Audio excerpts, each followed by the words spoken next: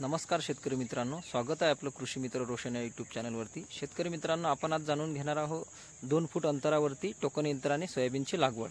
आपण स्वतः यावर्षी 2 फूट अंतरावरती बैलजोडीच्या सहाय्याने सऱ्या काढून त्यामध्ये टोकन यंत्राने 6 इंचावरती 2 ते 3 दाणे आपण सोयाबीनचे टाकलेले आहे।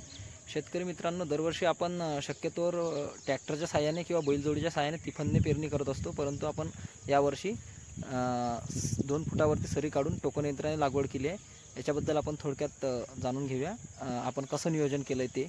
शेतकरी मित्रांनो, आपण 15 जूनला 2 फूट अंतरावरती बैलजोडीच्या सहाय्याने सरी काढून त्यामध्ये टोकन यंत्राने 6 इंचावरती 2 ते 3 दाणे आपण सोयाबीनचे टाकलेले आहे।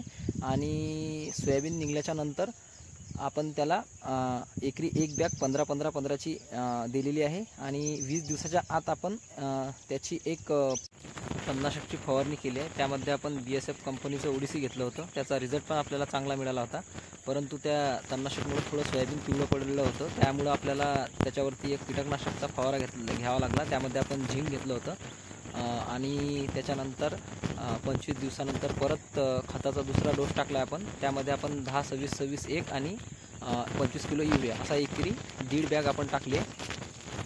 ज्यावेळेस आपलं सोयाबीन फुल अवस्थेमध्ये आलं त्यावेळेस आपण त्याच्यावरती परत एक अळीनाशकची फवारणी घेतली आहे। त्यामध्ये आपण प्रोफेक्स सुपर हे वापरलं होतं।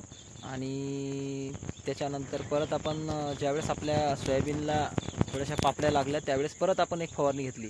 त्यावेळेस आपण स्ट्रॉंग असं अळीनाशक वापरलं आहे, त्यामध्ये आपण डेलिगेट वापरलं होतं 15 ml। आणि त्याच्यानंतर आता सध्या आपलं सोयाबीन कशा अवस्थेमध्ये आहे हे आपण स्वतः पाहू शकता।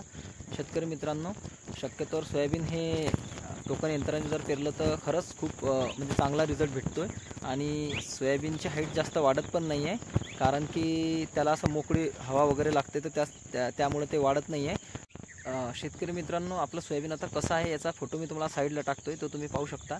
आणि शेतकरी मित्रांनो, अशाच जर शेतीविषयी नवनवीन माहितीसाठी आपल्या कृषी मित्र रोशन या यूट्यूब चॅनलला सबस्क्राईब करा आणि बेल आयकॉन प्रेस करा, जेणेकरून येणारा प्रत्येक व्हिडिओ हा तुमच्यापर्यंत पोहोचेल। धन्यवाद शेतकरी मित्रांनो।